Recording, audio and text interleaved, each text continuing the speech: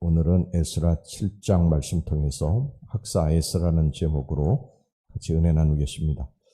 이 스룹바벨의 인솔하에 바벨론 포로귀환 제1차 포로귀환이 있은 지 80년 만에 그리고 이 스룹바벨이 성전을 건축한 지 정확하게 58년 만인 주전 458년에 에스라의 인솔하에 바벨론 포로 제2차 귀환이 이루어졌습니다.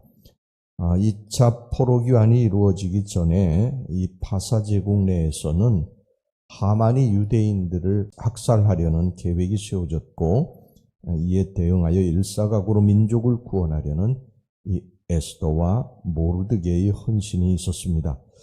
곧 에스더와 모르드게에 의한 유대민족 구원 사건으로 인해서 아하수에로 왕, 당시 파사 제국의 왕이 아하수에로 왕은 유대인들에 대한 인식을 달리하게 되었습니다. 그리고 아하수에로 왕의 아들인 아닥사스다 1세 때에 이르러서 제2차 포로 귀환 조서가 내려지게 된 것입니다. 그러니까 이 에스더의 구원 사역은 제2차 포로 귀환의 직접적인 배경이 된다고 할 수가 있습니다. 그런데 우리는 여기 본문에서 에스라의 등장과 아닥사스다의 조서를 보게 됩니다. 곧 택한 백성을 약속의 땅 가나안으로 데려오기 위한 하나님의 이 섭리는 파사 제국 내에서 유대인들의 지위를 향상시켜 주었고요. 또 학사 에스라를 준비시키기에 이른 것입니다.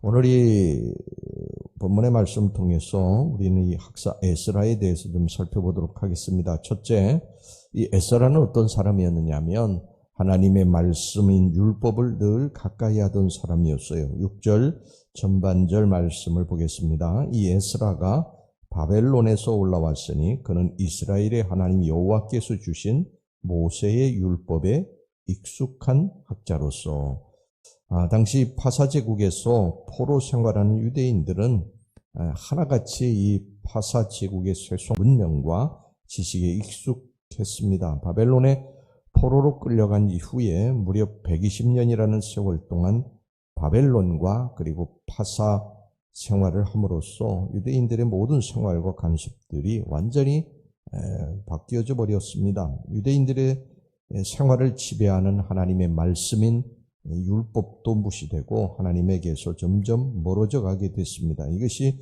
당시의 유대인들의 일반적인 생활 풍조였어요. 그런데 에스라는 그렇지 않았습니다. 에스라는 다른 유대인들과 달리 그 수많은 사람들이 하나님의 말씀을 지켜두고 자기의 삶의 터전 또 자기가 살고 있는 이 파사 제국에 맞추어서 그들의 문명을 따르고 또 그들의 종교를 또 따르고 그런 일을 보이는 중에서도 오직 하나님의 말씀을 붙들고 하나님의 말씀을 읽고 연구하는 일에 게을리하지 않았습니다. 자, 10절 전반절 말씀 보겠습니다. 에스라가 여호와의 율법을 연구하여 준행하며 이 율법이 자기의 이 파사 생활, 지금 파사 제국 내에서 생활하는 데에 큰 유익을 주지는 못하는 것이죠. 그 율법이라고 하는 것, 유대인들에게만 사실 필요한 것이기 때문에 먹고 사는 일, 거기 파사 제국 내에서 자기가 사람들과의 관계를 맺고 살아가는 여러 가지 사업적인 일도 있을 것이고요. 이러한 일들에 도움이 되지는 못하는 것입니다. 하나님의 말씀 연구하고 읽고 묵상하는 이런 것들이. 그런데 그것이 아니더라는 거예요. 나중에 보면 하나님께서 정확하게 이 사람을 하나님 말씀을 사랑하고 말씀을 읽고 묵상하고 말씀을 지키며 사는 이 학사 에스라를 찾아내더라는 것입니다. 찾아내서 사용하더라는 거예요. 여러분, 우리가 성경의 말씀을 읽고 묵상하고 연구하고 외워두고 이것이 우리들의 삶에 지금 어떤 영향을 미칩니까? 사실 별 영향을 미치는 것 같지도 않아요.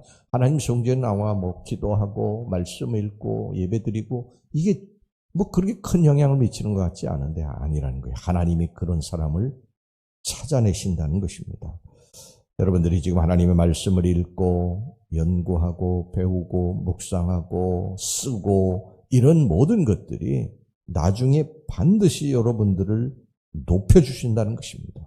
그 말씀이 여러분들을 세우고 말씀이 여러분들을 악에서 지켜줄 것이고 말씀이 여러분들의 삶을 이끌어 줄 것이라는 것입니다. 여러분 하나님을 사랑하고 하나님의 말씀을 주야로 묵상하는 사람을 하나님 찾으시고 사용하시고 높이시는 것을 기억하시고 늘 하나님의 말씀을 읽으시기 바랍니다. 그리고 그 읽은 말씀을 가슴에 새기고 마음에 묵상하면서 그리고 여러분들의 삶의 지표로 삼고 그 말씀대로 순종하며 살 때 하나님이 여러분과 여러분들의 가정을 세우실 줄로 믿습니다. 그 다음에 두 번째, 이 에스라는요, 모든 사람에게 인정을 받은 신실한 사람이었어요. 오늘 여기 본문의 6절 후반절을 보면 에스라가 왕에게 구하는 것은 다 받은 자라고 말씀하고 있습니다. 이 에스라가 바벨론에서 올라왔으니 그는 이스라엘의 하나님 여호와께서 주신 모세의 율법에 익숙한 자로서 그의 하나님 여호와의 도우심을 입음으로 왕에게 구하는 것은 다 받는 자이더니.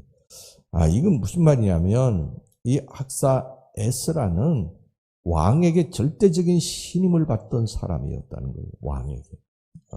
그러니까 포로민으로서 왕에게 신임받는다고 하는 것은 이건 웬만한 사람이 할 수 있는 것은 아니죠. 정말 얼마나 이 사람이 모든 일에 책임감이 있고 신실했던 사람이었는가 하는 것을 우리가 알 수가 있습니다.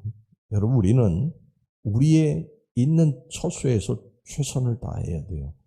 여러분들이 직장을 다니면 그 직장에서 맡겨진 일에 최선을 다해야 됩니다. 공부하는 학생이면 공부하는 일에 최선을 다해야 돼요. 사업터면 불법을 저지르지 아니하고 하나님 말씀대로 사업을 열심히 해야 됩니다. 하나님의 말씀, 하나님의 이 은혜는 제껴두고 자기의 삶의 일터에서 죄를 짓고 잘못하고 그렇게 살아서는 안 된다는 거예요. 여러분, 교회에서 기도했다고 직장에 나가서 꾸벅꾸벅 졸면 안 됩니다.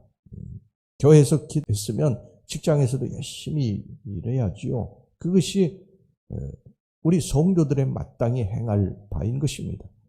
교회에서 열심히 기도하고 예배드리고 말씀 읽고 그랬으면 또 가정에 들어가서도 자신의 최선을 다해서 자기 맡겨진 일을 또 감당해야 되는 거예요. 어떤 학생은 공부는 안 하고 교회만 열심히 다니는데 이거 하나님 원하시는 삶이 아닙니다. 또 어떤 사람은 막 교회에서 철회 기도했다고 직장에 가서 꾸벅꾸벅 졸고 직장에 성경 읽고 그러는데 여러분, 그거는 하나님이 기뻐하시는 일이 아니에요. 하나님은 자기의 삶의 터전, 하나님이 주신 그 삶의 터전에서 최선을 다하기를 원하십니다. 왜 그러냐 하면 우리 예수님이 그렇게 말씀하시지 않으셨습니까? 너희들은 세상의 소금이니라. 세상의 빛이니라. 교회의 빛이 아니에요. 교회의 소금이 아니에요. 세상에 나가서 빛을 밝히려면 여러분, 예를 들어가지고 우리가 교회에서 열심히 예배드렸다고 새벽에 나와서 기도했다고 그래서 직장에 나와 꾸벅꾸벅 존다면요, 세상 사람들이 볼 때 교회에 대해서 뭐라고 생각하겠습니까? 그러니까 우리는 늘 내가 처한 환경에서 최선을 다하는, 성실하게 일하는, 오늘 이 에스라처럼 왕에게까지도 신임을 받는 그러한 신실한 우리 성도들이 되어야 될 줄로 믿습니다. 그럴 때 하나님이 거기서 영광을 받으시는 거예요. 야, 예수 믿는 사람들은 정말 뭔가 다르구나. 세상에 나가서 그런 소리를 들어야 된다는 거예요. 여러분들의 가정에 가서 직장에서 그런 소리를 들어야 된다는 것입니다. 그럴 때 누가 영광을 받으시느냐? 하나님이 영광을 받으시는 거예요. 하나님이 영광을 받으시면 그 축복은 우리에게 내리는 줄로 믿습니다. 하나님께 영광이 되기 위해 최선을 맡겨진 일에 다하시고 성실한 여러분들이 되시기를 주의 이름으로 축원합니다. 기도하겠습니다. 하나님 아버지, 우리가 하나님의 말씀을 늘 가까이 하는 그런 성도들이 되게 해주시기를 원합니다. 말씀을 읽고 묵상하고 사는 것이 내게 지금은 당장 큰 유익이 없는 것 같아도 하나님은 말씀을 가까이 하고 말씀을 읽고 쓰고 묵상하는 그러한 사람들을 찾아내 사용하시고 축복하시는 줄로 믿습니다. 우리가 말씀을 알았으면 세상에 나가서 그대로 적용하고 세상에서 맡겨진 일에 최선을 다해서 신실하게 일함으로 말미암아 하나님께 영광을 돌리는 우리 성도들이 되게 주시옵소서. 예수님의 이름으로 기도하옵나이다. 아멘.